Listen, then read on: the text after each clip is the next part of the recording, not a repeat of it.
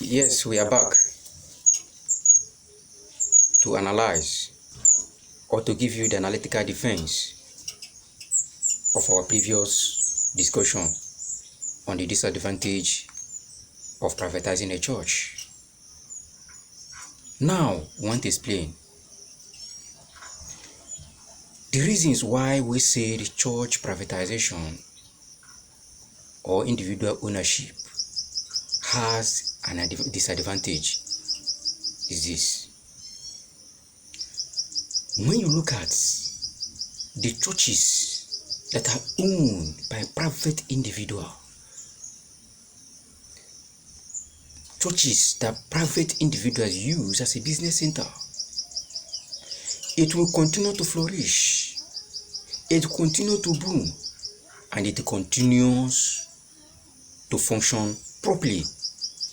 But when such an individual that owns the company or owns the church, as the case may be, because since it's owned by individual, it is no longer a church.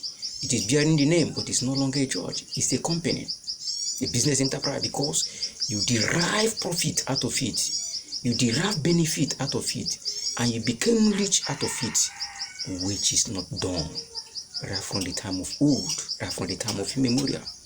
Read their scripture very well. Make research. You discover how the early churches planted a church, how they use a church, how they maintain churches.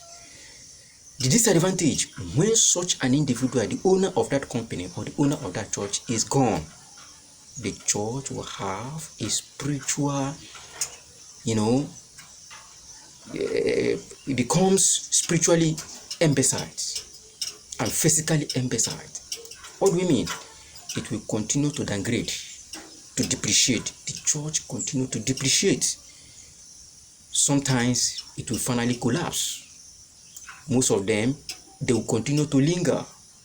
It will not rise, it will not fall. They remain on a stable stage.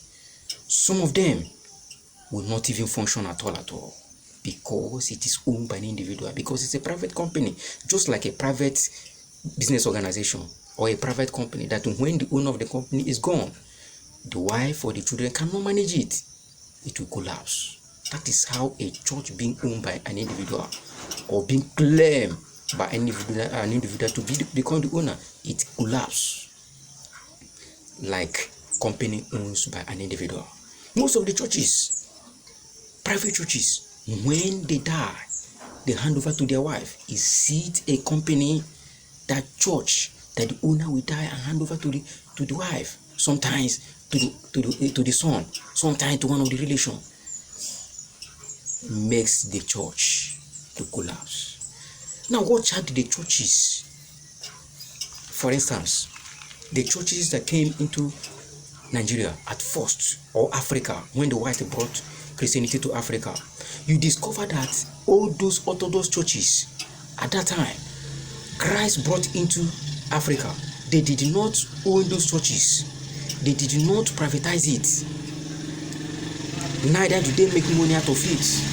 Just as we said in our previous video, that all those churches they brought into the country, they attach it to primary school to educate the people, because the people does not have the primary knowledge of the Bible. They cannot read and write the scripture. They want them to understand the scripture. They want them to understand the principles and the ideology of Bible. Then they have to plant schools. They nurture them. Their resources, they implanted their resources, just like the apostles of old use their resources.